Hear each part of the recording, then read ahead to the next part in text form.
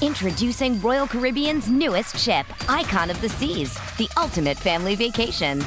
The ultimate 6 slides, 8 neighborhoods, 0 compromise vacation. The ultimate never done that, can't wait to do it vacation. The ultimate chillin' by a different pool every day of the week vacation. This is the Icon of vacations. Icon of the Seas, arriving in 2024. Book today. Come seek the Royal Caribbean. Ships Registry, Bahamas.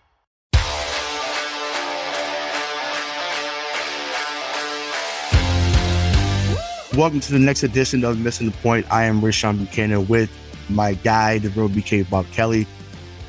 This is a show that we're low-key dreading only because of how it ended. But, we're here, after, the end of the finals. The Golden State Warriors have been awarded their 4th championship in the last 8 years. So, BK, what's going on, man? At first, all right, so, in our group here, we've had a lot of back and forth only the past 2 weeks, pretty much the end of that Miami series about who this team really was, man.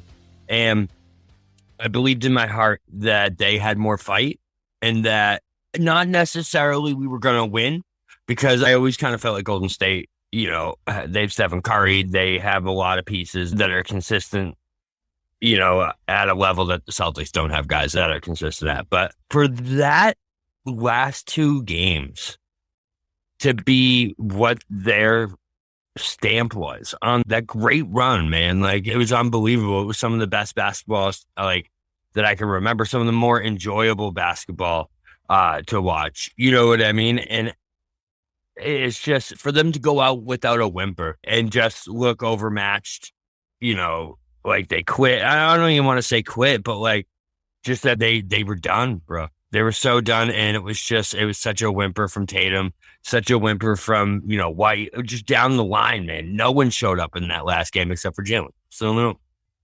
Yeah, I mean, Horford had a glimpse. Yeah, Horford, he 5 to 10 minutes where he looked really good. He was awesome in that third quarter. But let's just dive into that, right?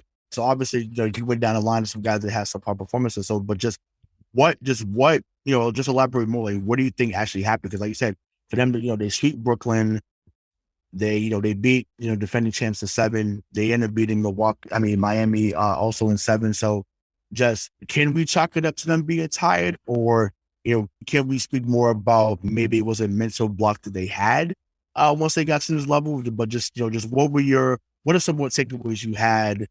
From the series as it unfolded? I mean, I think it was pretty clear that inexperience played a huge role in this NBA Finals. You know what I mean? Like, you look at how the Warriors reacted to adversity at this big of a stage, and, all those many storylines and all these different things. They rose above it, and they even played better after all that scuffle about the Boston, all that shit. The Celtics just kind of shied away from it, and it just seemed like the moment all around, even you got to get it right in the last show. Even he looked overmatched at times, or the spotlight was too big for him. There was just certain things that were happening through the series that we never saw coming into it. So I think a lot of it did have to do with the inexperience of never being there before. When you think back to when you were 24 years old, could you handle a high intense pressure situation like you could at 29, 30? You know what I mean? I can speak to that because I'm a teacher. So, and trust me, there's not too many more high pressure situations than being a teacher, believe me. But no, you're right. So being 24, shout out to Carol City, shout out to the Chiefs. Yeah, at Carol City at 24, when I started there, actually, no way. Because it was kids not jumping off the wall literally, but just their energy was crazy. Mm-hmm. It was a lot to handle. But by the time my 5th year was there with them and I was there, and it's hey, I've said to you, I need you to do this. I need you to do that. I'm not sure why you're not in your seat. I'm not sure why you don't have your workout. There's a way that you move around that you're more comfortable. You find your teacher voice, right? In a way, they need to find their basketball voice, in a way. Right. Find their basketball voice, find their basketball acumen, whatever word you want to use, or, they have to find that. Did they have sports where they did find it? Absolutely. Because obviously, they got to the finals. But, the biggest thing for me, I talked about, what are our takeaways? and we have to start and maybe even end, unless there's other stuff that we think about, but it has to start and essentially end with the amount of turnovers that this had. $1,000,000,000%. Like it is, and he may have used the word mind-boggling about Jaylen Brown. He's used about Tatum at times. He's really used about the whole team at times. But it is amazing to me how many turnovers this team had, and just really how many times they just gave something away. And I think like the stat was crazy. Like they had under 15 turnovers. Like they were like 12-1 or something like that. And then basically if they had 16 or more, they had a losing record. So just just how much hurt or how much.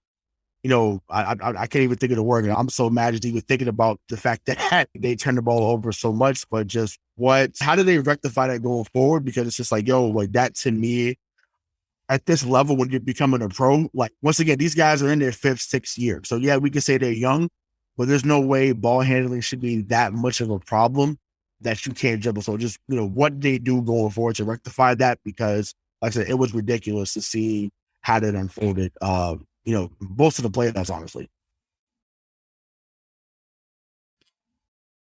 Udoka said, mind-boggling. I don't know, man. I do not know what happened there. It's just like it's careless. You know what I mean? And I feel like it all comes back to me for experience, where it's like they feel like that, the Warriors aren't gonna be there to catch their lazy ass fucking passes over the middle, or you know what I mean? The one that stands out to me was the first one in the first quarter, where I knew we were in fucking trouble, where they were trying to set Rob up for what it was supposed to be like one of those Tatum go around Rob and passes it to him, and like he goes around and Rob passes it back to Tatum.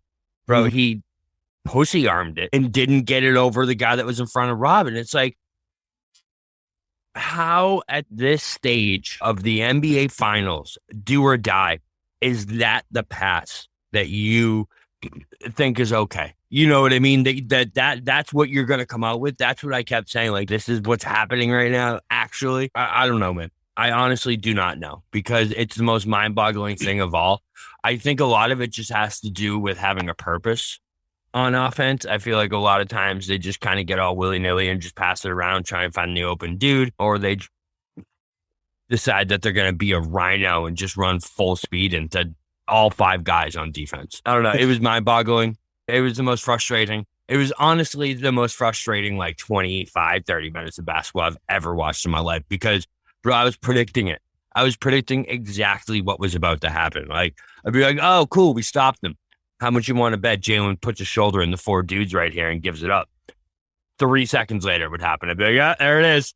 And then the next one, Marcus is going to throw some crazy ass pass behind his head across court, and it's going to get picked up. Fucking happened. It'd be like, bro, what is going on? Is all I kept saying. Because even, like I said, I want to stay on last night before we kind of give a totality of what we thought for the whole series. Mm-hmm. But last night in particular, it's like, you start off 12-2.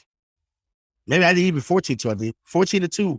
I mean, the crowd. I mean, listen, I'm there. On crowd fire. Is in there. I mean, they're like, let's go. Shout out to Bree that did our show last year. I ran to her, like, we was like, let's fucking go. Like, crowd was hyped. And then I think coming out that timeout, mind you, it was still 14-5. Like, Curry comes down, boom, hit a 3. It's 14-5. Someone hits another 3. It's 14-8. Then it's 14-10. He is. And then Golden State takes the lead in the first. And I remember saying in our group chat, I said, this might be hyperbolic, but this shit might be over already. And they were going to the only 5, but I'm like, you cannot start at 12-2, and then you're down 5 to end that quarter. No, they scored 12 points in the first 5 minutes. They scored 39 in the half. 39 in the first half.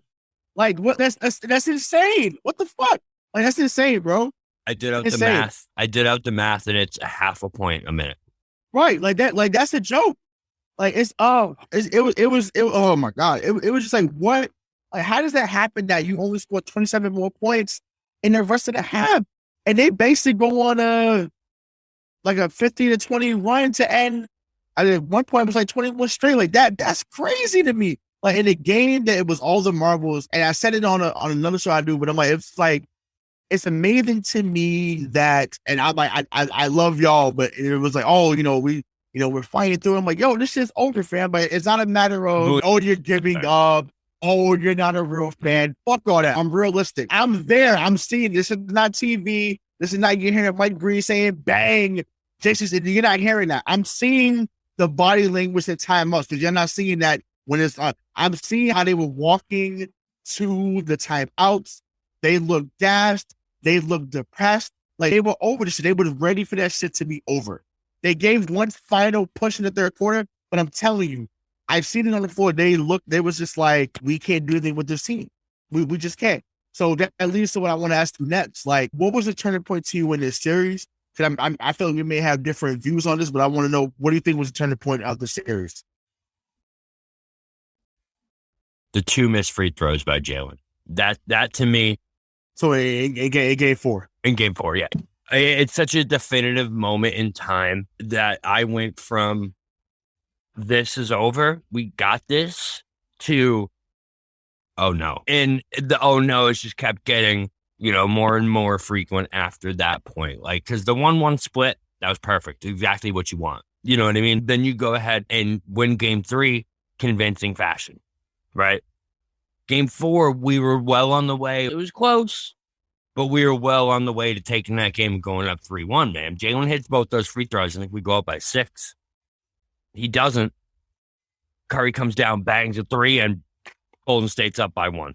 And it's such a big, you know what I mean? That's the swing of that emotion, man. To go from, we're going to hit these 2 free throws, we're going to go home 3-1, to seeing Stephen Curry rise up from fucking 87 feet and just bang home a 3 is just so demoralizing. Like, I thought I was demoralized. Can you imagine being Jaylen or Jayson or like any of those dudes and having that moment right in front of you? You blow it, and not only do you blow it, but the Warriors go right down and throw it right in your fucking face. It was such a swing of momentum in this series, man. And from that moment on is when I saw we're in trouble. We're in trouble. And then anytime we will get momentum, Stephen Curry would just fucking take it and put it right under his shoe and be like, nah, fuck that. Yep. 38-footer. Yeah. I mean, so to me, and this may sound crazy, and I know what I'm about to say is going to be the unpopular game to say because of how early it was in the series. To me, it was really game 2. And I know they ended up going up 2-1. I know that. But you had a chance to put a chokehold on the series. And it was like they came out playing, all right, well, we could just kind of, we're happy with the split.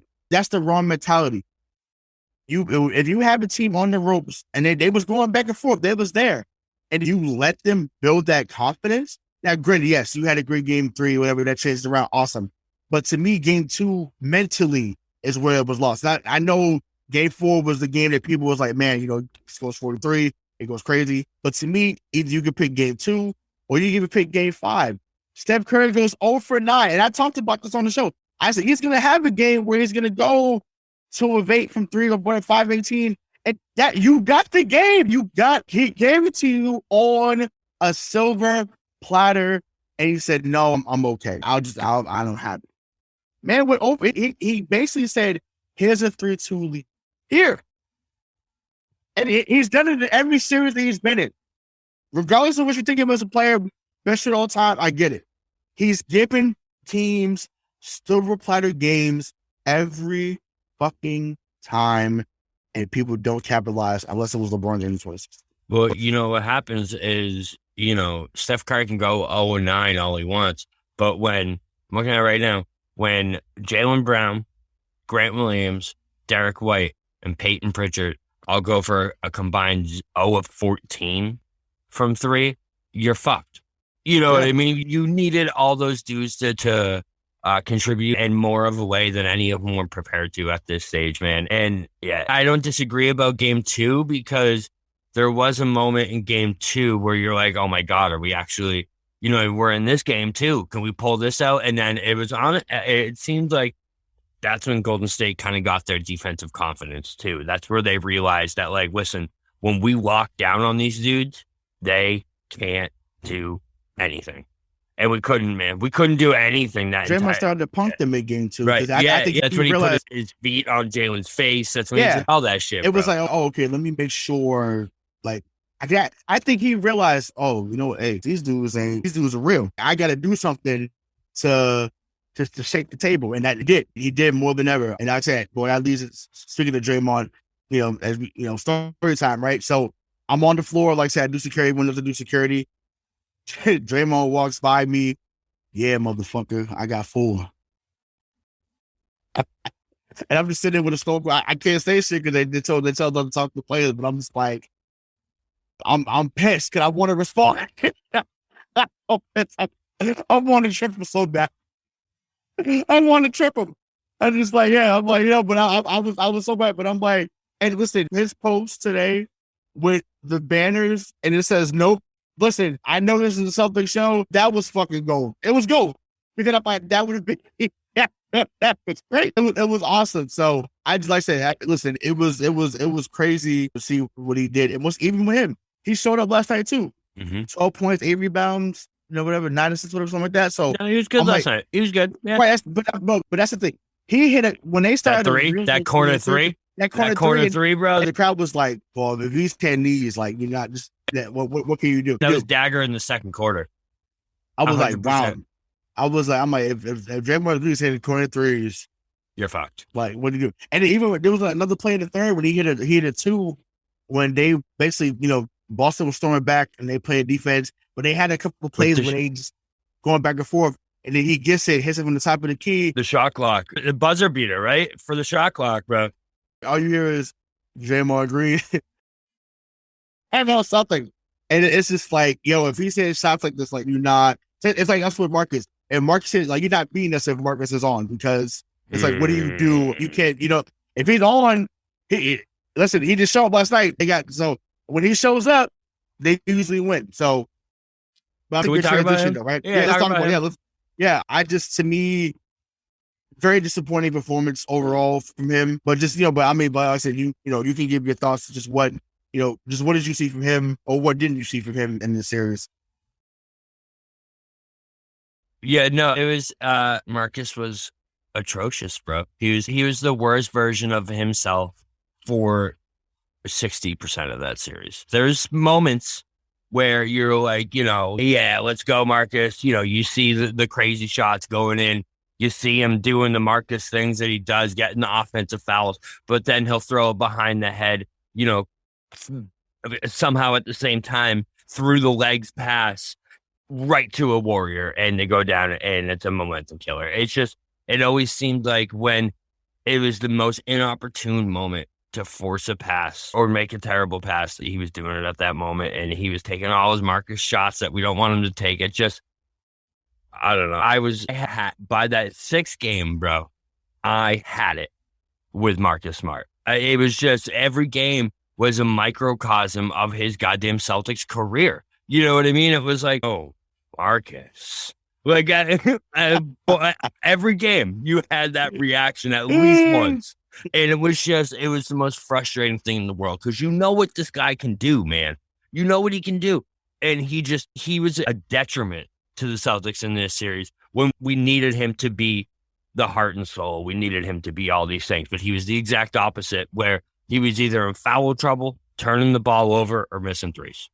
That's how I saw him in the finals. Right, no, absolutely. And actually, we're joined now by our guy, DK System. DK? So, sorry, I'm late. Yeah, no, I didn't want to. Sorry, I'm late. I was crying. I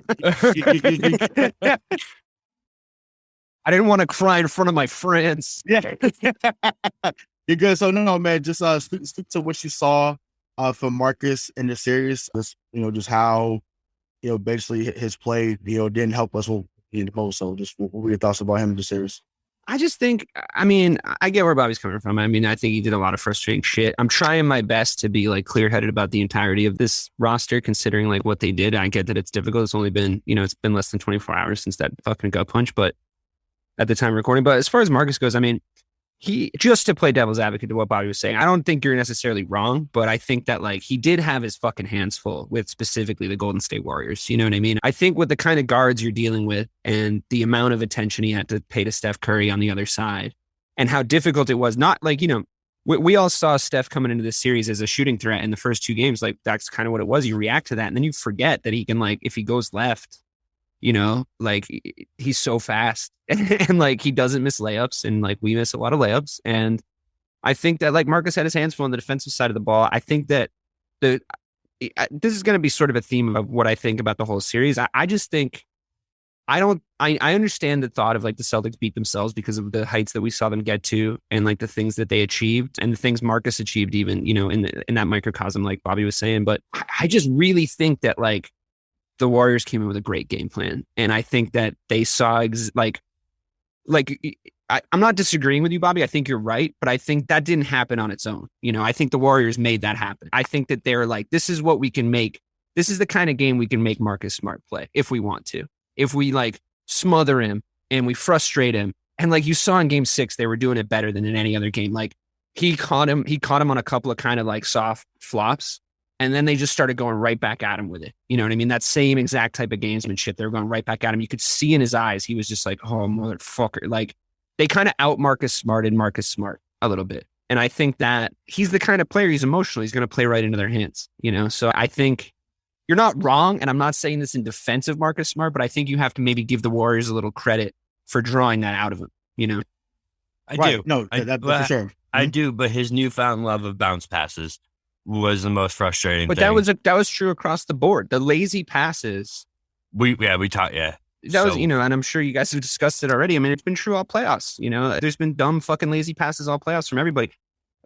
Why we decided to go into game 6 thinking Rob Williams is a point guard, I have no fucking idea. It's like they had a great game plan, man. I mean, you got to say, like, a team that comes in with this many finals under their belt, and forgive me if I'm repeating what you guys have already said, but a team that comes in with this many finals under their belt, you could just see the experience, especially in that last game last night. Like you saw what Steph was doing. Like he was just there to win he was there to win a closeout game, like in the playoffs in general, and especially in the finals. He's just been there. There was a moment where Andrew Wiggins was on Jayson Tatum. I don't know if you guys have touched on this. And Steph just started walking away and was like, just shoot it. And it was like, oh my God, he fucking knows it's over. Like, oh my God, like fuck. I mean, I should too, but I was like in denial about it. And it's just like, I don't know. When did we all start pretending the Warriors weren't good? You know what I mean? Like they are good. Well, no, I'm glad you said that last part, because I wanted to ask it. This is something that you and I spoke about, I think, before the series. Are you ready to come around and admit that they were the deeper team? Yeah, I mean, the thing is, like, they shouldn't have been though. It didn't make any sense to me that they were the deeper team. Like I was just, you were right. I was definitely wrong, but it's like, where did our role? I didn't want to be right. Let me make that clear. Of course. No, I get it. I mean, we all have our fucking flaws when it comes to watching this team. Like emotionally, like I think denial is one of my biggest. The thing is, like, where did our guys go? Yeah. But where did they go? Like at home, especially, like where was Derek White? Like, and his floater and his great decision making when he's inside the perimeter. Where was Peyton Pritchard's, couple of big threes when he's coming off the bench? Where was Grant Williams' corner threes for the entirety of the series? Like, it was like they went there and just completely lost their identity. And I think if we want to talk about things we discussed, we fucking discussed them not, ever being there before, and the occasion being a little too big for them. I think that's what happened. You know what I mean? Like exactly what happened. Yeah. Right. But Grant, that was a case for both sides. I was, except for obviously, you have your best players that have been there, but it was Wiggins' first time. It was Poole's first time. Porter's first time. And all those guys played, especially Wiggins. I was already saying that he was getting, but man, Andrew Wiggins changed my mentality about him. Tenfold. Looked like a number 1 pick. All right, in that fucking series. That's sure. He did for sure. You got to remember, bro, that doesn't matter. If you haven't been there and you have dudes on your team that haven't just been there once, haven't just been there. These guys have been to the finals 6 times. So, like, any time that there was a shred of doubt or like a shred of inexperience that pops up, Carter's like, hey, don't fucking do that. That Dave Chappelle skit where he's like, every time a crime happens, a dude pops out of the boat. Hey, don't do that. That's 5 to 10.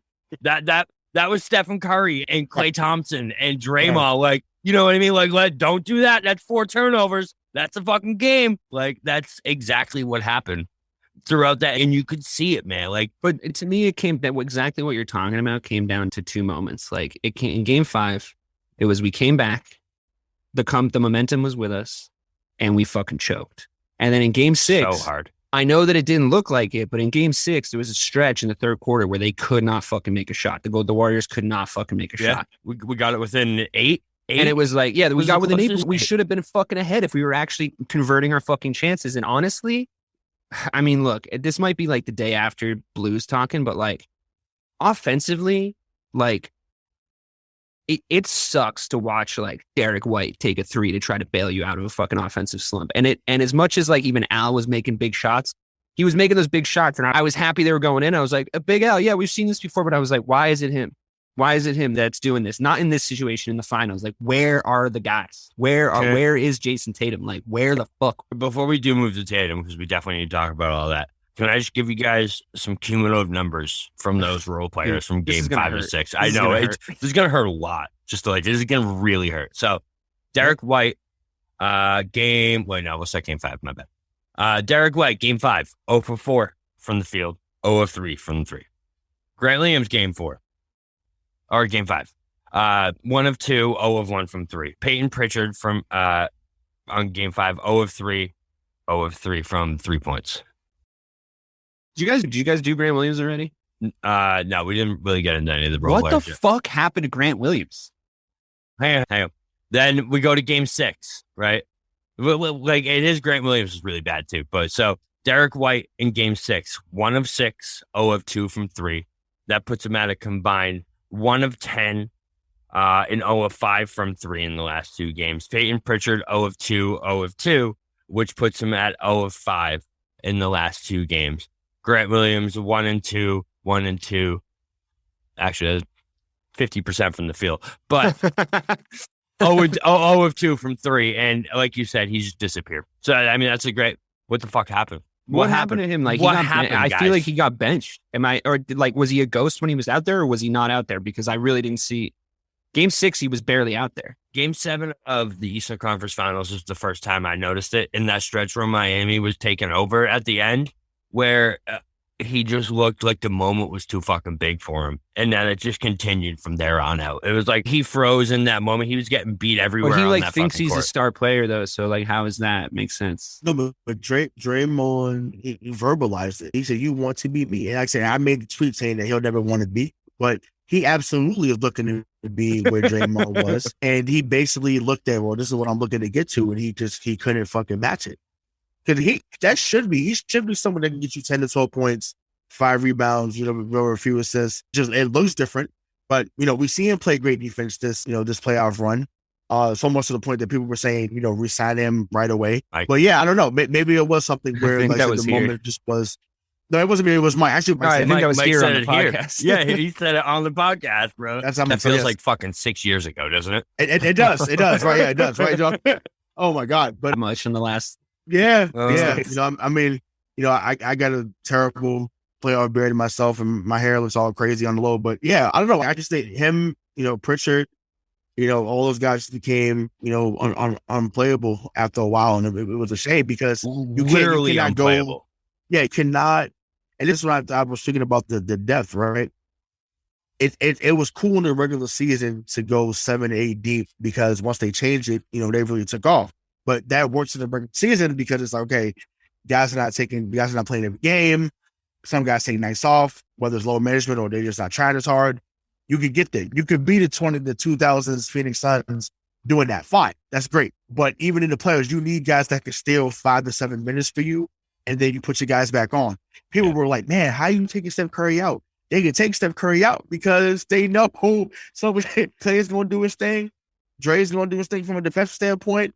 Otto Porter coming in hitting a few threes for them. Like, they just have it there. So it's just like, you need to find guys that can do it consistently. Well, yes, they had guys that had moments. Once again, I was right halfway about Derek White in the previous series. He won the series. He did. He won it. It was just Miami. Not again. I wish it was this series. He won them as opposed to that. But either way, they got there. It's fine. But it's just like that when it came down to like having those guys that having your 8, 9, and 10 guys that can actually contribute, that matters. Sure. But I also just think I agree that like 8, 9, and 10, it was glaringly weak throughout the entire playoffs. But I just had faith that our rotation was fine. Like the shorter rotation was fine because it was working. But I think it's like I don't want to sit around and blame the fucking role players for that loss. You know what I mean? It's like, it's about what you're asking them to do. Like, are you asking them to come in and spell JT and JB and like, okay, guys, we're up 12.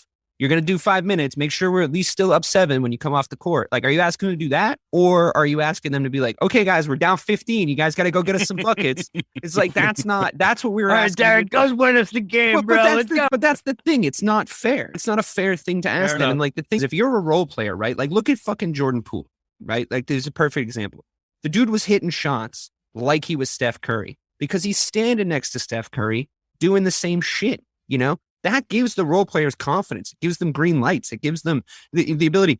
You could see the hesitation on jump shooting trickle from the top all the way down. Oh, yeah. You could see it all the way down. And it like, we almost overcorrected. Like, it's like a couple seasons ago, you're in the bubble. You're like, guys, you're fucking taking too many jump shots. Then you get in this sweet spot where it's like, okay, great. Like, remember, everybody remembers. I mean, it's not going to matter now. It's nothing fucking matters and life is meaningless. But do you remember the almost jump shot that Marcus took in game 1 against the Bucks? I want to, or maybe it was against the Nets. Yes, it was against the Nets, right? He the audible no from the crowd. Yes, game 1 splits the defense. You already know the rest of the story. Fucking passes it to JT, spins fucking Kyrie like a traffic cone, puts it in. We win the game. That is what I want to see. Right? That's a good decision. What they can't seem to do is like not just do one or the other all of the fucking time. Like, because they just stopped shooting good looks in game 6 because their confidence was fucking shot. And I think it trickles down from the top. Now, look, I mean, can we move on to JT? I'd like, is it time? Or do you want, the thing is like, I'm a fierce defender of him. I think he's an unbelievably talented player. I was posting Conor McGregor, go fuck yourself memes all night last night, like drinking fucking sake well into the fucking wee hours of the morning, crying into my fucking chest. But, and like, look, I still believe it. I mean, if you like, honestly, if you genuinely believe, like, so I'm not going to rehash this because everybody missed the point anyway. See what I did there? But if you honestly believe that basketball skill level wise, like, size for position, the shot creation, going to a finals of 24, that he's not like more talented than Paul Pierce, then you don't know basketball. So I can't really have a discussion with you. However, yeah, I mean, he's not him though. There is this mental side to it that I think is, unfortunately, we all wanted to get answered this year. And I think game 6 against Milwaukee, we all thought maybe it was, but Ray, is he soft? What happened? I really hope that it was an injury. Like, I really do. Because if not, we're in fucking trouble. Yeah, we are. Like, but it's so weird. It was so weird. It is. Because it's like this moment, and we've seen it. There's moments when he has the "fuck you, get out of my way" mentality. He's and this is maybe hyperbolic, but he might be a top 3 player in this league. Yeah, in those moments. Yeah, and those moments when he just said, "Get out of my way. Like, I'm gonna do whatever." That picture that's been going around the internet when he's got that. Yeah, exactly. So I don't know. Yeah, big time. I'm like, definitely happy to be there. And I know this thing about, the 24 and 25. I mean, look, Dave, you're the one that made the rant about it a year and some change ago. How long are we going to say, they're this age? So I'm like, honestly, at this moment, I'm tired of hearing. I mean, he's 53 in basketball years. So.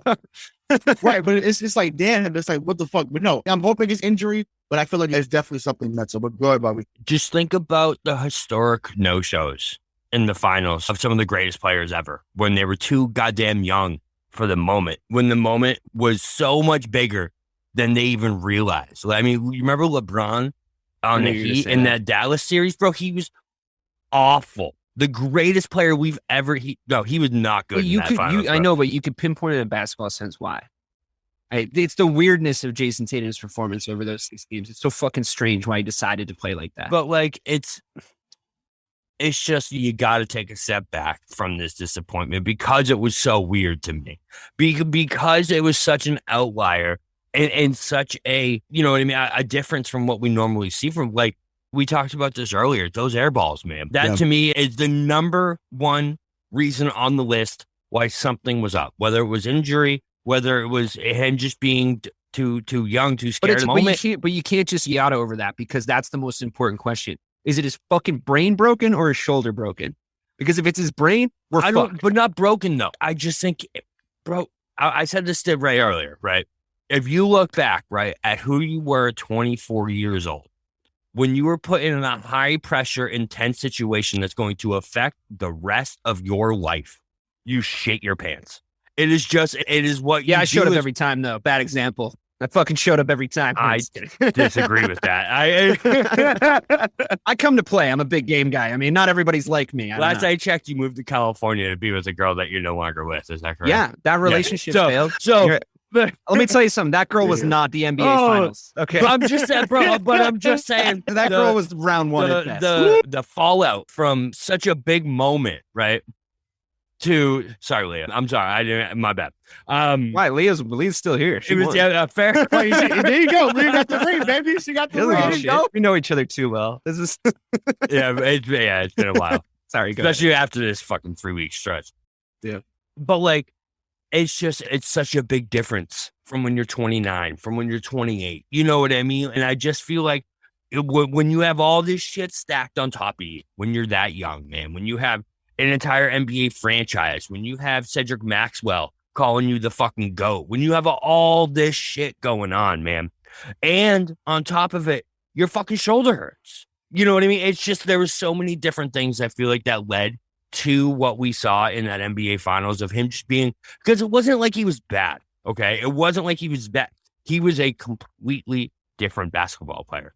You know, he just had a completely different feel. That's what makes me think it's the shoulder, though. Right, and it was either the injury or it could have been a combo of both. You know, I feel like that's really, yes, he probably could have overcompensated for that injury. Maybe had a couple of good shooting nights if it wasn't the goddamn NBA finals, but it was. So, you know, it's just. Yeah. So there's 3, as I heard both of you, there's 3 different finals I want him to look at over the summer. If someone's near him in his camp, DK may not like what I'm going with just because of the team we bring up, because it is our rival, the Lakers. I want him to look at the 83 finals. Magic had already won 2. He already won twice. They got swept by Philly. People calling him Tragic Magic. He won't get it done again. He has a winning 3 more. His idol, Kobe, had already had a 3-peat. Got smacked by Detroit. Kobe did not show up that series. People can say what they want, but Kobe became. Look back at those numbers he had against Detroit. Rip Hamilton and the boys shut him down except for game 2. And then 2013, Kawhi Leonard. Kawhi Leonard misses those 2 free throws like Jaylen Brown did. They come back the next year and annihilate the Miami Heat. I want him to look back at those series, look back at those players, because those are 3 guys that people consider, you know, to be, you know, top guys, obviously, especially the first 2 I named, and draw from that. Like I said, those are guys that they'd already won. Kawhi didn't win at that time, but he won the next year. But Magic had already won, and people were saying that these guys were whatever. Oh my God, I can't believe they did this. How do you show up like this? So we got to pump the brakes on. We got to pump the brakes about how bad. Like I said, it was bad. Yeah. It's day one to make it. Yes, but to make it see. No, but no. This is we say it's day one. But this is 2022. I thought you were going to go. I honestly thought I thought you were going to go 84. I thought you were going to go Magic loses to Larry and they can't get him home. We didn't sweep the Lakers at 84. I'm saying Philadelphia swept them. Right. Yeah. No, it went game 7 and he made a disaster is what you're saying. It was a disaster. Yeah. Right. Sure. But then he comes back the next year and hits the game winner right. And in Boston. So it's just like, and that's the first time I think LA had beat Boston ever in the finals. So I get it. So I just hope that he maybe look back and draw that. Just like, look, they were clowning these great players. And we talked about Shaq in Orlando. I think I shared it on Twitter earlier. That Orlando team, to me, reminds me of the Celtics team. Got to the finals pretty easily. Had 2 young, great stars. We didn't get swept, but Orlando gets swept. You basically never heard from them again for a while. So, I mean, it's kind of in between, but I don't know. But, just what are your thoughts about that? Well, either one of y'all can jump in on that. But the Orlando thing I thought was interesting. It was the first one that stuck out to me where I was like, okay, that's a comparison that, like, I get.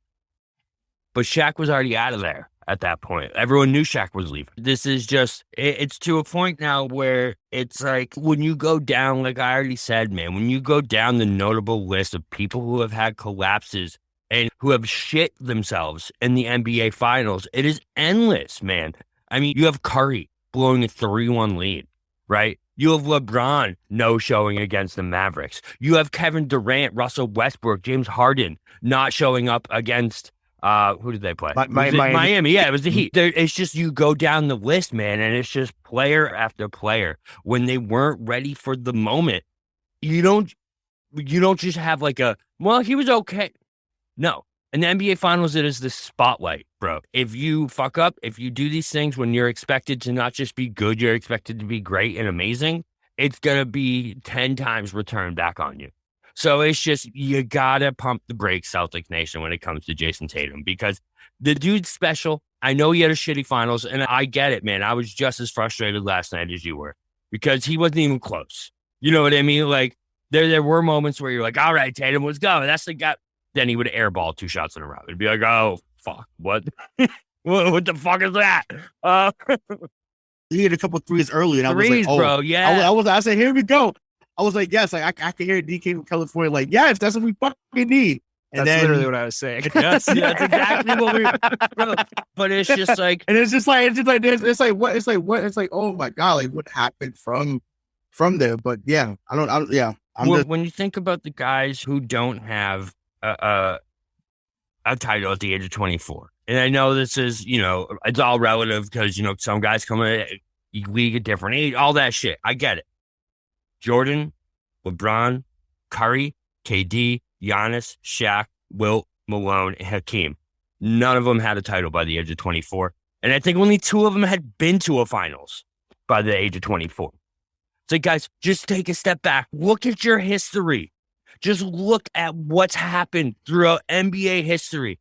They are ahead of schedule for where they are supposed to be. And Jayson Tatum is such a huge part of that.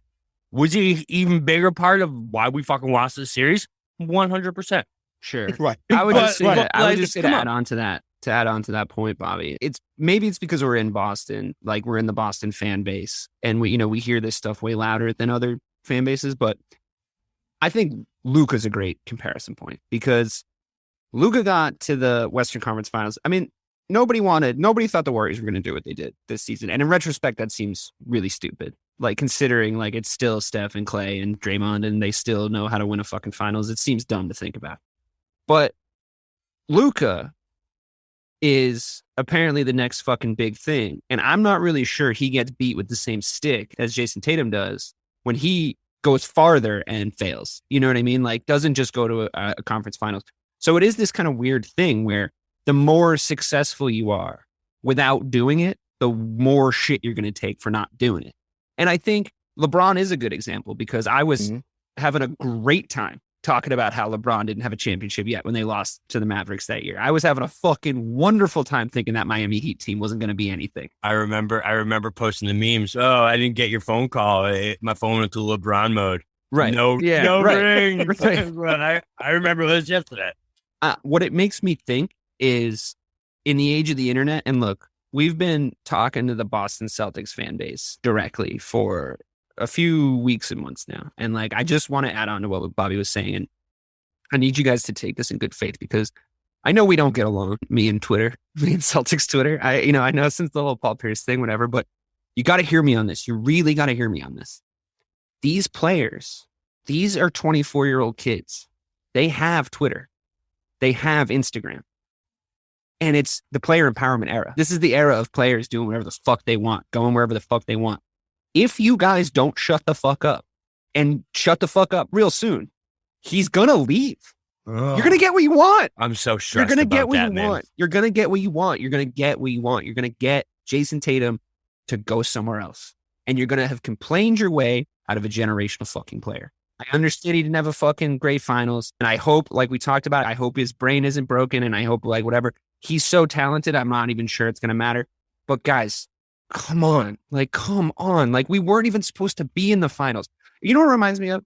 I know we're not supposed to talk about Louis C.K. because he jacked off in front of those 2 girls, but he had this great joke where he was like, he's like, I got on, it was what a criminal he is. What a fucking criminal. We're not going to debate that right now. Yeah. So the point, I mean, it's a Boston sports podcast. I think you can guess where I'll fucking stand on that. But listen, we're all fucking pieces of shit. I look like an extra out of the fucking town right now. But the point is... Me too, bro. Look at us. Yeah, right? I mean, this is the most fucking... Anyway, somebody get me a natty ice. So we're listen. going to go bro out. Here's the thing. He's got this great joke where he goes, It was before the era of like Wi-Fi being on planes all the time, right? And he's in first class because he's like still, he hasn't gotten caught jerking off in front of anybody yet.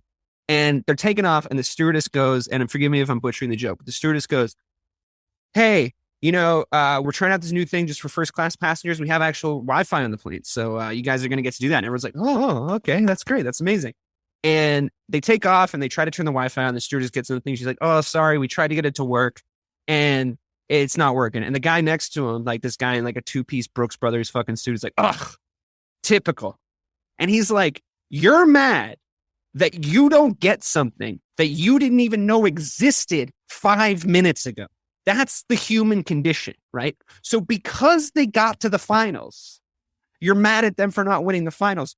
They were 11th in the fucking East not too long ago. And not for nothing, but we were here talking about that. I'm not sure what the fuck all these new people were doing that are like mad at Jayson Tatum and fucking mad at the fucking Boston Celtics. Not sure where you guys were. Didn't hear from you much back then. Didn't hear from you much, but now you're fucking mad that they lost the finals. We weren't even supposed to be there. We weren't supposed to get past we weren't supposed to get past the Nets. We certainly weren't supposed to sweep them. We weren't supposed to get past the Bucks. Every fucking commercial on television was Giannis Antetokounmpo. Fuck it. People still thought the Heat were going to beat us, even though we definitely should have fucking beat them in 4 games. For some reason, we went to 7. And there it is. You're in the fucking finals and you don't win against probably the best fucking finals team of our generation. Give me a fucking break. Get off their back. You didn't know about the plane Wi-Fi until 5 fucking minutes ago. You can't be mad that you should be marveling at the fact that you're in the air, that you're flying through the fucking sky. The Wright brothers invented air travel and you're mad that there's no Wi-Fi. You spoiled fucking brats. Come on, lighten up. It's fine. Future's bright. Bobby's right. He's 24.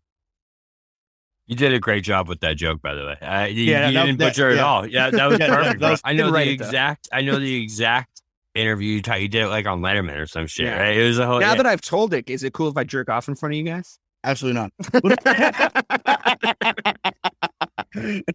Oh my God! Now, well, let's speak about his Robin, his Batman, whoever you want to compare, make him in the series. But Jaylen Brown, man, obviously last night he closed this out, has 37, 7-5, I believe. So Bobby, I'll start with you. What did you see in Jaylen this? That made you confident, in his play going forward. I mean, he was the perfect 2, man. He did exactly what a 2 is supposed to do when your 1 isn't being a 1. And he kept you in the game and gave you a chance to win. Granted, had some of the most frustrating turnovers and literally the turning point of the series on those 2 missed free throws. But then Tatum one-upped them as a 1 would do, going 2 for 6 the next game. So, it was a whole thing. But no, I just think you tell that negative fucking voice in the back of my head from that game is still fucking there. I'm like, yeah, well, this fucking asshole. Anyway, he was awesome, man. He was exactly what we wanted him to be. And again, it's just, I don't want to sound like a broken record. The moment was too goddamn big for him when it came down to those nut crunch, those moments that you need him to hit that shot, or you need this, or he reverted right back to what he was in that Miami series, where he would drive into 3 people and fucking knock them over like bowling pins. At least he was trying to make something happen, though. Agreed. No, agreed. That's what I mean. He was the perfect 2 where he kept us in the game. He kept shit rolling, but like, he's like the only one in my mind you really can't give shit to, considering he was about to be, if we won that series, he would have been fucking finals MVP. I'll give him, listen, the turnovers in those 2 missed free throws are so fucking. But they all turn the fucking ball over a ton. And he's going to touch the ball. That is going to be a narrative with literally every single Celtic we talk about. He's going to touch the ball a lot. Again, there was some frustrating turnovers in there. Don't get me wrong. I think that he needs to learn to not be on fucking roller skates when he's going downhill. But he touches the ball a shitload, and we play fast. The Warriors have been living with high turnover rates for a decade because they play so quickly. To me, it wasn't the turnovers. I know that's the narrative, but to me, it wasn't the turnovers. To me, it was not scoring when we needed to fucking score. And the turnovers wasn't that. It was the missed layups. It was the rebounds. Yesterday, we weren't even fucking trying to rebound, dude. It's crazy. I was like, that's the part where you're like, are you fucking kidding me? It's game 6 of the fucking finals. Can you try? I'll get in there and fucking box out, Rob. So it's God fucking. He can't. Jaylen Brown cannot play fast though. Even though he's one of the more athletic guys on the team, Jaylen Brown cannot play fast. Bro, it goes. He had to. And there's a reason why T Mac is his favorite player of all time. T-Mac, that lazy, just laid back guy, do the 1-2 dribble. He plays very much like him. He's not as good as T-Mac obviously was, but he plays very much like him. He's as athletic, if not. For sure. Yeah. But it's just the thing is, what T-Mac can do at any time, that rise up three or mid-range, like T-Mac was ridiculous at that, right? But T-Mac was never sped up. Like he always played at his pace, regardless of where he was at, whether it be Toronto, Houston, whatever. Like he always played at his, Orlando, I should say, always played at his pace. So that's where Jaylen Brown's got to get. Because when he plays under control, he's fucking unguardable. Like it's ridiculous. I think his jump shot is borderline unguardable because he goes 6 inches higher than most fucking people when he shoots the fucking jump shot. The thing with Jay, he's two different players, right? He's one player pre 4 dribbles. And then he is a completely different player after he dribbles the ball about 4 to 5 times. Because it's like, I don't know if it's in his head now or what it is, but like you could see it. He starts to panic. Once that ball is on the floor and he's dribbling in space and he sees that defense coming in on him, he sees those hands. Bro, he panicked so many times in that series where he would shoot like a turnaround jumper that had no shot. Or he would just stop and have everyone collapse in on him. What he's got to do is exactly what we kept saying. He's got to drive with purpose. He's got to know where the fuck he's going. And when he does that, bro, like you said, he's fucking unguardable. When Jaylen gets to his spots, man, he's unbelievable.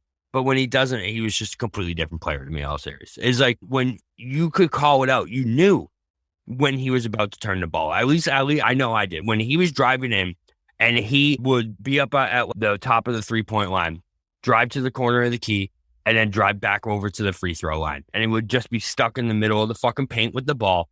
And none of the Celtics are fucking moving. And then they collapse in on me, turn the ball over. Yeah, but in those situations, the exact same thing would happen. And then right as he got to the free throw line, he would pull up and he would fucking make it like every single time. Right, agreed. Yeah. So I was saying it in I swear to God, I said it at the start of every single game for the last 20 games. I was like, Jaylen Brown mid-range, Jaylen Brown mid-range, Jaylen Brown mid-range. And this is the thing that the Celtics were doing overall. They kept giving up on shit that was working. Like they kept fucking doing that. And it's like, that is incredibly. That's been happening for years. It's just like, it doesn't make any sense. Maybe the last 5 years it's been like that. Yeah. So, Brad, it's just like they would move the ball with Brad and it's like, oh, okay, we move the ball enough. Let's keep, let's go to ISO. And it's just like, what the fuck? Like if it's not broke, we don't fix it. And once again, it's like the drive and kick to shoot a 3. I get that it's a new game. You have to do that just to even just keep you in the game. But getting to, whether it be a mid-range or a layup, stops the bleeding. Mm-hmm. They kind of did it. Yesterday. There was flashes of them doing it the right way. Yeah, in the third quarter for sure. But the reason why Golden State had been so dominant these last 7-8 years, really last decade, honestly, they could score from everywhere on the floor. People speak to their threes. Oh my God, they shoot threes from half court. And I thought their volume on threes was actually lower than I thought it was going to be. Yeah, for sure. But it's lower because they know, okay, if I need to up fake, they'll go and shoot it too. Yeah, that was working for us too. And we stopped doing it. They just do it over and over again. And once again, they don't abandon the game. Curry become good at that. We joked about Harrison Barnes early on in their first run. He was good at that. Wiggins was phenomenal in that during that. Sean Livingston's one of the best I've seen in the mid-range. Like, people forget how good he was because he had his torn ACL. But Sean Livingston from mid-range was Rip Hamilton, but light-skinned. Like, it was unbelievable. It was crazy. So I don't know what Rip Hamilton looks like behind the mask. I choose not to know. He's a mask or not. He's not as light as Sean Livingston. But yeah, so I just think that you have to be able to score from every part of the floor. And that's what has always separated Golden State. So we can say, oh, their three-point shooting changed the game. Fine, you can say that all you want. But they analytics, whatever you want, they get to the hole, they get to the cup better than most, and then they shoot the mid-range game better than most. Playing. They never stop playing. Beautiful. But, what's great is the Celtics can also do that. It's right. Just they get in their own stuck. heads. Yeah, they get stuck in their own ways. Yeah. And I said this about when we talk about Rob, is like they overcompensate for literally everything that happens throughout the course of like an emotional high stakes game. Is literally what they do. The entire goddamn game is like, oh, okay, we didn't play great so we're going to step it up. We're going to outscore you by 20. But then we made our comeback already, so we're going to take our foots off the brakes a little bit. The driving kicks It just felt like that they stopped. Driving kicks work when your primary objective is to drive and is to get to the basket. You have to establish the drive first. Right. The kick has to be your second. It's like a play action in football. The kick has to be your secondary, bro. Yeah. It has to be your secondary. They have to respect and truly believe that you're going to make that take to the hoop for that kick out to work. That's why it worked in Milwaukee. That's why it worked for us all these times. But when they know that you're just going to drive it into the hole and you're going to get stripped or you're going to get stuffed or you're going to get knocked down and try and get the foul and it's not going to work, the driving kick ain't going to work because they're just going to shut you the fuck down. You know what I mean? And they just kept going to that same well. It was like they just expected it eventually to work. But that's such a frustrating thing because, like we talked about, they go away from stuff that is working and then they fucking stick to stuff that isn't. Right. Like they need it to fucking work. Like I right off the top of my head, just without even really thinking about it. Why did we stop posting Marcus on Steph? It was working. Why did we stop? They just stopped. They didn't adjust. Like they didn't do anything to stop it. We just stopped doing it. Yep. Game 4, Tatum lights out at the very start of the game. Like he's just, every time he touches the ball, he's doing everything right. He's playmaking. He can get in his rhythm. Doesn't touch the ball again for 10 minutes. Jaylen Brown mid-range said it every single fucking game.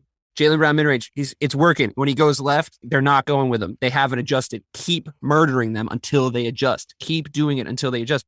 But because I want to say it's a carryover from the Brad Stevens era, honestly, because I think Ime and any coach, really, any basketball coach can only do so much. There has to be, especially in the finals, there has to be a core group of guys out there figuring it out for themselves. Like there just has to be. And I think it's going to be like a weird thing, but I'm going to try to explain it. It's almost like they play too much team basketball at times where I'm like you don't have to stop being hot when you get hot. Like you can just stay hot. It's fine. Well, I said that yeah. And it's like, dude, what happens if you just keep going to Jayson? Like, okay, so it doesn't matter, right? We stop going to him and we fuck up anyway and we blow the lead. If you just keep going to him, like just one heat check shot, just let him just check. You know, well, it's okay if he misses. Like that's when it's okay if he misses because he's made his last 3. But they don't do that. They don't move on to that next phase. Like, if I could just take fucking Jimmy Butler's brain and just drop it into fucking Jayson Tatum's body, I swear to God, we'd have a fucking championship right now. Doesn't matter. But that's where I'm at is that I get it. I know Tatum should be, give me the fucking ball. I want the fucking ball. He needed to be that guy so many times and he just didn't do it in this final series. And it's very upsetting. But is it that is he too young that he doesn't want to, he respects Udoka's opinion too much. And he was like, okay, yeah, no, let's run our offense. Let's do our thing. That game 4, bro, Rayshawn, you asked me earlier, another counterpoint in the series. So it was the Jalen free throws, but also literally, me and DK were ranting about it in the Discord at the time. That 4-minute stretch, bro, where they didn't give the ball to Tatum and they ran 4 straight plays. I think they ran 2 for Marcus, like 1 for Derek White and 1 for Jalen. And it was 0 for 4 with like a turnover. And by the time that stretch was over, we were back down like 6 to 8. And it's like, bro, Jayson Tatum was cooking. And that could have been what got him going. And you just went away from him and let the game flow get out of his hands, bro. And there's this fucking Kobe thing, right? But especially for someone with a bum shoulder, man. If he's hitting those shots and he's looking good, like let him shoot that goddamn ball, man. But you know this story. I mean, there's been a million fucking stories about Kobe since he passed away. Well, one of the best ones is like, oh, we were getting our asses kicked. I forget who was telling it. Fucking, I don't know, Harrison fucking Barnes or some shit. Like on some podcast. They go into the locker room and they're getting their asses kicked. And Kobe's like, okay, here's the fucking deal. Every time we go up the floor, I touch the ball. Every single time we go up the floor, I touch the ball. Oh, Lou will. Yeah. He's like, every single fucking time I go, that's the deal. I'm not asking. I'm fucking telling you. Every time I need to touch the ball at least once. And honestly, it does 2 things. It makes the other team think about your star player. And it also gives your team an objective. You know, you go like, oh, like you have the 24-second clock offense, then you have 14-second clock offense. You go like, okay, Kobe's touched the ball twice. Jason's touched the ball twice. That's our objective. Now we see where we're at because when he touches the ball, the other team has to react. They have to fucking react to what he's about to do. And when we were doing that, it was working, you know, Christ almighty, how good was he on a double team all fucking playoffs? He figured that out every time they double team him. Every single time he had it figured out. Until He didn't. You know what I mean? Like, it's so, Ray, come on. You know everything there is to fucking know about basketball. Like, you have all the fucking knowledge in your head. Like, what happened to him? Wait, I know, Ray, I'm not, it was so consistent this series, though. It was such a separate piece where it's like for the first 3 rounds, when Tatum was hot, when he was cooking, when Tatum was being Tatum, they would let Miami series, to be honest with you, like comparably, but it's a different conversation. But like it just had such a different feel to it. You know what I mean? It was so different where the most consistent thing I said this entire finals, the number one thing is let Jayson Tatum fucking cook. Let him do his thing. And it just felt like they didn't. Go ahead.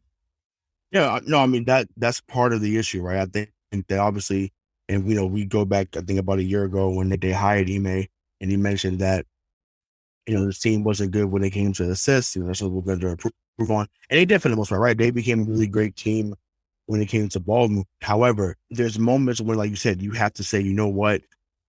I need the ball. Everyone get out the way. Like, I think I remember it might have been, I don't know if it was in the playoffs, but I remember it might have been the first year that Paul, the big three got together. And, this is when KG and them were doing press conferences together after the games. And they say, KG, what was the game plan tonight? He said the plan was to get the ball to Paul, everyone get the fuck out the way. Yeah, I remember that. And this is Kevin Garnett, Boston time All-Star. It might have been. Yeah, it might have been this. Yeah, so it's like get the ball to Paul Pierce, everybody get the fuck out the way. So this is KG, established was the best player on our team, saying give the ball to Paul. Like, so there's certain moments when, like I said, you have to give the game what the game requires. Mm-hmm. There was certain games in this says that it required for Tatum to be that guy that we saw in Game 6 against Milwaukee, and not the guy that we saw in Game 7 against Miami, where it was like, even though he had 26 points, but it was like, okay, well, I'm gonna get the 96. The difference. And that's cool, but it's just like, bro, we needed 35, 10, and 8. And then, like I said, you couldn't even get to 20 here. And it's like, and it's a shame because, like I said, he is someone that couldn't even get to 15. You know what I'm saying? Yeah, it's ridiculous. But, he was making so many of the great reads and, reacted properly most of the time. Like I said, I just think that sometimes when this team in general has to do too much thinking, and it's wild because you would think, okay, you're professionals, but when they have to do too much thinking, that's when the game becomes muddy for them for whatever reason. Yeah. So when they just say, okay, I'm just gonna go and just play basketball. Why we're so good at starting games, we're so good at starting games for that reason. Exactly. So it was ridiculous. But the Warriors knew that though. They were like, we're gonna weather a storm, really. But that's exactly. But that's where I'm just like, where and I said this before you would join us after the tears you were shedding. They basically was like, okay, you guys are up 12-2, all right, or 14-2. Curry comes in at 3. We didn't even leave the first quarter with a lead. And honestly, and I mean, so much that you were checking out our chat. I was like, this game is over. Or it was already over after the first. And I'm like, you cannot be up 10 already and then be down by 5 or 6.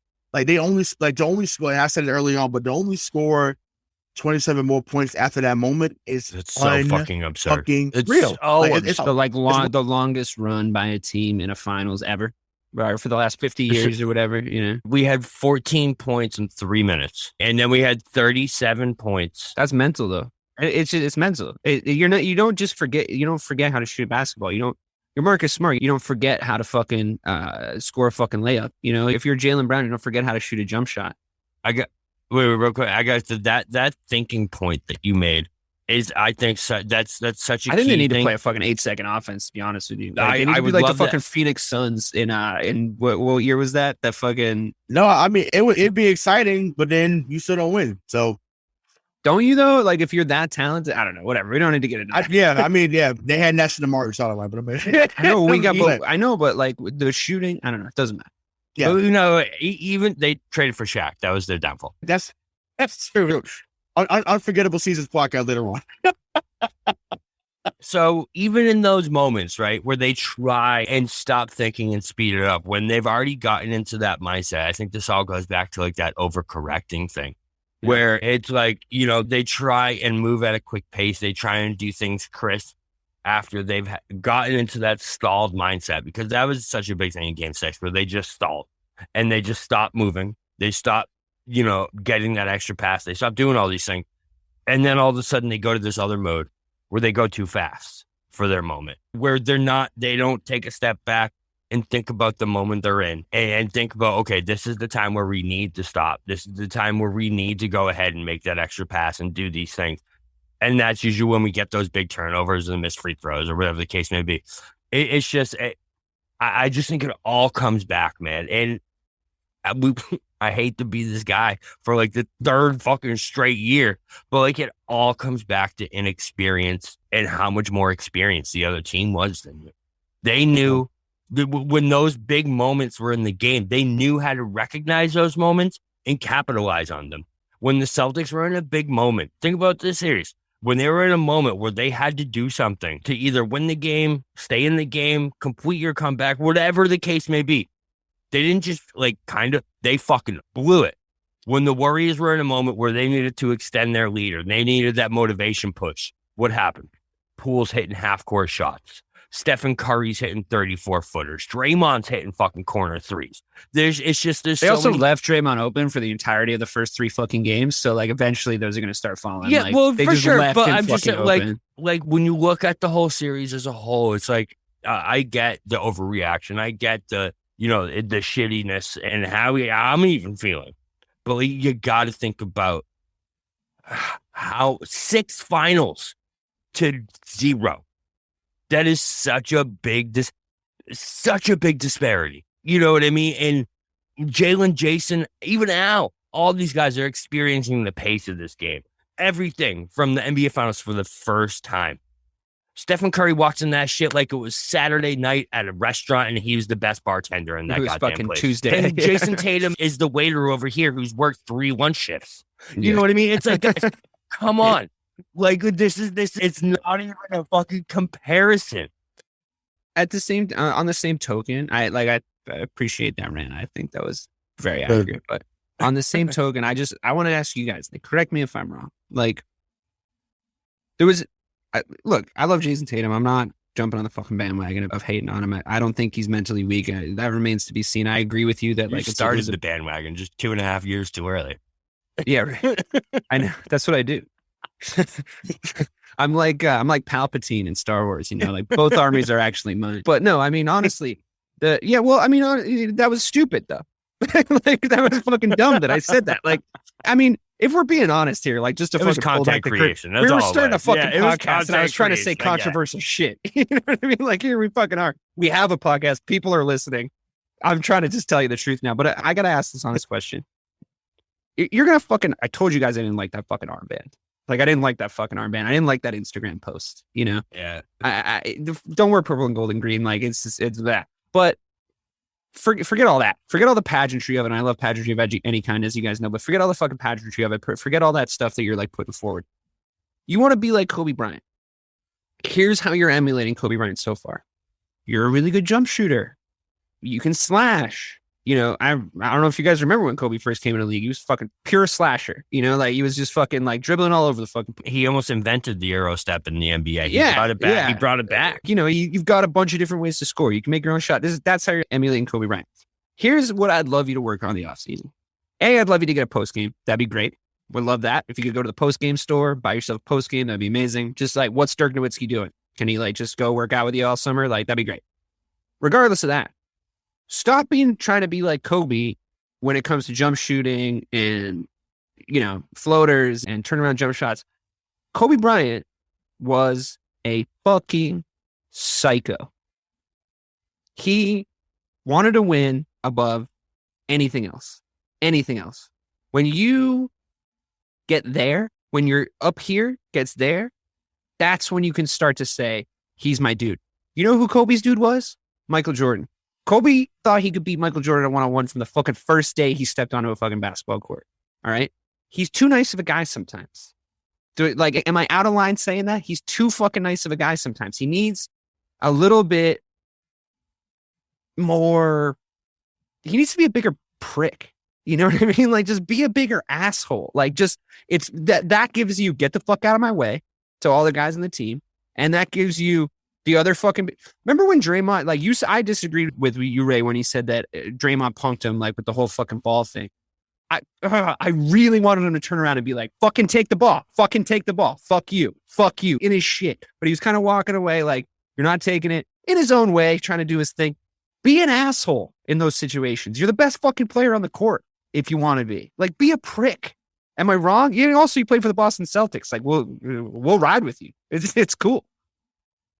No, I totally agree. I think that, that mindset has to be developed. Obviously, Kobe came up with the womb, a natural born killer, right? That's just, shout out to Ice Cube. But like, he's just someone that just came out the womb saying, I am. Dude, I just found out his kid played him in that movie. Yeah. He was so good. It was just like him. Yeah, it was just like he does, but I was like, I don't know. I thought that I was like, oh, good casting. Yeah. Ice Cube and de-age him? Like, what happened? Oh my God, it's so fucking good. And then he was like just in Obi-Wan. And I was like, wait, that's Ice Cube's kid? He looks just like, anyway, sorry. Yeah, he was in Den of Thieves too, but that wasn't another show another name. Anyways, but great fucking movie. It is. It was great. Yeah. But yeah, I mean, listen, he has to develop that mentality for sure. JB definitely has it already. We've seen it at times. So I think Tatum just has to get there. But I want to transition to the last part. I know we're getting a little long on time. So now, we've dissected, we've cried, we've yelled, we've screamed about the playoffs. It's over. We've got through it. So now we're into the offseason. Obviously, there's not much draft-wise because they only have the 53rd pick. They traded their first-round pick to San Antonio this year. It was this year or next year. I think they could swap for San Antonio. So they're not doing much draft-wise. So, DK, I'll start with you, but just what do you think going into the offseason we need to do to improve the team? And just, who are some players you would like to see maybe join the Celtics in the offseason? Bradley Beal. I have no idea if we can afford him. I have no fucking idea, but come play with your buddy. Come play with your friend. Take a pay cut. His fucking shooting, his spot up fucking jump shooting, would be instrumental. As an overall theme, and I won't prattle on about this for too long, I would love to get, I think his name is Claxton from Brooklyn because he's a free agent this year. I think he's probably going to re-sign with them, but he's like Rob Williams was 2 years ago. And I think they could absolutely be the Smash Brothers in the front court. He's got all the thing. He also has the thing where he played 30% of the season or some shit because he's always fucking injured, but he's got all those same qualities. He's perfect. He's exactly right. But I just think what I would love to do. I know it's fine, but I honestly, maybe you could get him. Maybe you could get him to be injured when Rob isn't, and Rob to be injured when he is. I don't know. Perfect. Yeah, it works out great. The two of them combined make one healthy player. Right. But no, I really do think he's good, and I think that he's coming into his own. And I think size-wise, he's perfect for the way that we play basketball. Like Rob Williams is perfect for the way that we play basketball. I think getting Rob Williams to 100%. Then they need to spend time, money, send him to fucking Germany. I don't know. I don't know what it is, but just just replace the shit that keeps breaking inside of him like a fucking, like a car, and give him a rest, load management in the regular season. Anyway. It's enough about it. Yeah, I know. It's if he was 100% though. Anyway, it doesn't matter. Yeah. So the point being, Claxton would be great. If we got a blockbuster sign like Bradley Beal, it'd be great. I don't think we can afford Zach LaVine, who's probably the most prominent free agent coming up. I'm not even sure he would fit because Evan Fournier was a really shitty version of Zach LaVine, and it wasn't even that Evan Fournier wasn't good. It was he didn't really make sense in our team for whatever reason. I think the biggest thing we need to do, to be honest with you, is I just don't want to rely on the Grant Williamses of the world to win us series again. I don't want to rely on the Derek Whites of the world to win us series. I think if Derek White was our 9th best guy instead of our 7th best guy, I think we would have been in much better shape. So. And, a scoring wing guy that can really spell Jayson and Jalen so they kind of don't have to spell each other because I think they figured out how to play at the same time in a really effective way. Obviously, we made it to the fucking NBA Finals. Yeah, some sort of guy like that. I know I've been banging the drum about our front court, but I like our front court now. I think Al's a great rebounder. I think he's an underrated rebounder, to be honest with you. I think he always takes up the right position. I think I don't see any reason why he can't run it back again. I think you should sign him. To whatever. He already got his incentives this year. He already got an extra $5 million or whatever it was just by making it this far. So he's fine. And I think Rob, if he stays healthy, is great. We talked about it extensively. I think he's really leveled up. I mean, would I like DeAndre Ayton if he was available? Sure. But fuck it. You know what I mean? I think our front court's fine. I really think an additional wing to take the load off those guys. I know Mike has been banging the drum for a pure point guard, but again, is that basketball now? Do we need Rajon Rondo on this team? We don't have spot up jump shooters. We move the basketball. We try. They might though. I mean, I'd take Rajon Rondo. I would literally take Rajon Rondo right now. No problem. So we can play a half-court game a little bit more effectively, but we do play this kind of position as basketball thing that works. So I don't mind Marcus at the 1, to be honest with you. I know Bobby was talking shit about him when I got here, but like, you guys tell me, you really think we need like a true point guard? So I have an answer for who that target could be for you. Doesn't break the bank. He's not too much. Ricky Rubio. I knew you were going to say that too. Is a guy who I know the South. Doesn't he break the bank though? Past. What was his last contract? He's a 9 to $12 million a year player. Like that's nothing in the NBA now. Yeah, he's not weird, huh? Like Ricky Rubio, weird. Another one who's not much of a pure guard. He's kind of the Derek White mold. Dante Exum. I've been hearing a lot of the Celtics are looking at him. Yeah, he's a big one. He's that Derek White mold, Marcus Smart mold. He's that same type of guy where he can score some nights. He's awful a lot of nights, but he's always good on defense. So a little consistency. Exactly what we like. So the other guy obviously is Beal. I don't see a way where we were talking about this earlier. If we go after Beal, Marcus has to go. In my opinion, he has to. Yeah, no, that's completely fine. That's completely fine. Right, I'll drive him to the end right now. That's a different tier. That's a different tier of player. No, I completely agree. But go West, young man. If that's the only move, or that's the only thing I would be okay with breaking up the core that just went over that hump, everything like that. You wouldn't take Zach LaVine over Marcus? It's a different position. If you're going to do that, then you need to have someone come in. Well, I thought you said he had to go just because of cap room, not necessarily because of position. Levine is 6'6",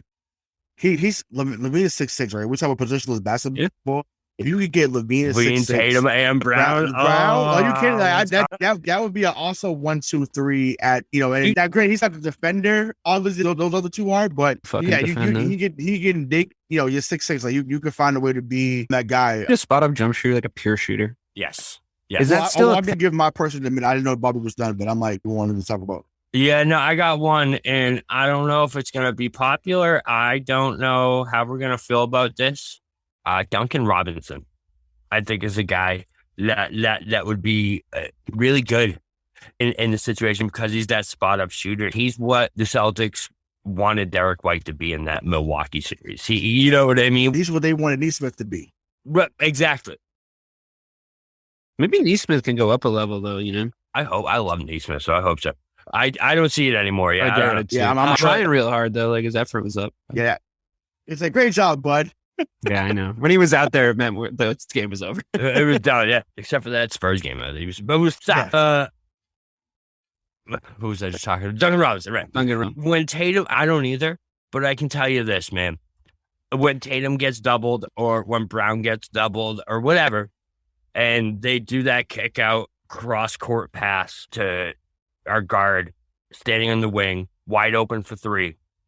You better believe I'm gonna feel a lot better about that shot. Yeah, are you paying like fucking $20 million a year for him? Like, are you really selling that out? Like, that's too much. You can't pay $20 million a year for Duncan Robinson. What though? He may finish the TPE though. I was just gonna say he fits right into the TPE. So if that's the case, then it doesn't count. It won't count against the salary. If that's the case, he fits right into go get him. If that's the case, go get him. If that's the case, but I'm not the biggest fan.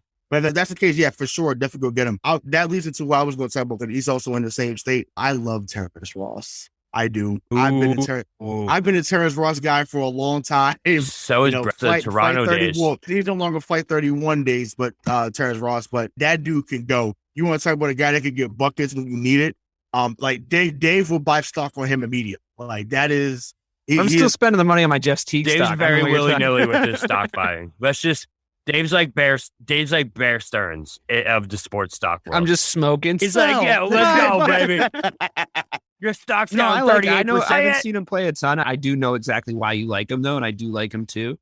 But he's a wing guy. You know how I feel about wings. Yeah, like, totally. Ross, he's a guy. This is another guy that hasn't really been spoken about. Willie Cauley-Stein.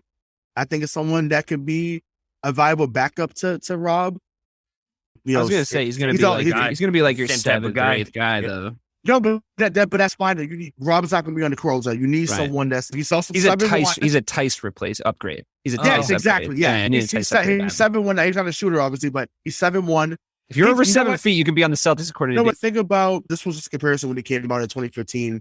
Because he was on that Kentucky team that had He was really good when he came out, bro. It was really good. Right, but I mean, he also played behind Cat in college because they both went to Kentucky. But think of a modern day Tyson Chandler. That's who Willie Cauley-Stein is. He catches at the rim, gonna defend it at a good level. Or maybe even his former teammate, Rayshawn Holmes, is someone I would trade for in a heartbeat. I think his energy is what Boston would need. He rebounds well. He will punch your shit out of bounds and let you know it. Like I think he's another guy. But yeah, Terrence Ross, Rayshawn Holmes, Willie Cauley-Stein, all those guys is all that. You know, as a free agent this year that I would get just so the other teams in the East don't have him is PJ Tucker. You stole that from me. Did I? Yeah. Fucking mouth, Just literally get him so that they don't have him, and he'll defend the wings for you when he can. You know, like he was effective. Yeah, and I mean that pushes Grant down. You can have him and Grant together out there. He can help Grant. I think he'd be so good for Grant, man. He'd be so good for him. He could, and then you could make him into like a Sam Cassell type in the deeper runs of the playoffs if Grant steps up. Yeah, you know, he could be like a player coach on the side. Awesome. That's what I mean. I like his mentality. You know what I mean? Oh yeah, for sure. One more hypothetical, right? Jalen Brunson for Marcus Smart. Would you do it? No, I would not. No, okay. he wasn't. If you're talking about he's going to back up Smart, sure. I was going to say, I'm not taking. He's I'm not beyond taking backup at this point. He's going to get. No, he's an all-star, but he'll get. New York's gonna pay him like an all-star, which is why he's probably going to signing there. So New York's there first. He's going to sign probably with New York Knicks, and then this will go out there. And Craig could put that on there. You heard it here at MCP first. Jalen Brunson will go sign in New York, or someone's going to give him a big deal. But either way, the 3Js though. Yeah, that would be great. The first time since Dallas, right? Dallas had Jamal Mashburn, Jason Kidd, and Jim Jackson back in the day. So all right, hear me out. Veteran minimum, John Wall. Let's just see. Maybe he's got one more left in him. I'll give you this. That's better than Mike's Russell Westbrook take last year. Oh my God! Come on. You know what the worst part about Mike's Russell Westbrook take is? The absolute worst part about that he meant it. Is that the Lakers heard the fucking show and they were like, "Yeah, let's fucking sign Russell Westbrook." Well, Agent Mike, good job, Mike. Well done. Yeah, that's great. That's how we're closing out. So, for the real BK and DK Sizzle. Our executive producer, Craig D'Alessandro. I'm Rayshawn Buchanan. We'll see you next time. Peace.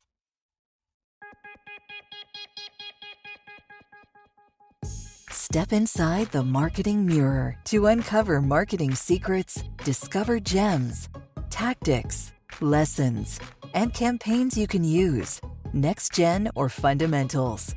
Grab the marketing magic to improve your marketing and win more business.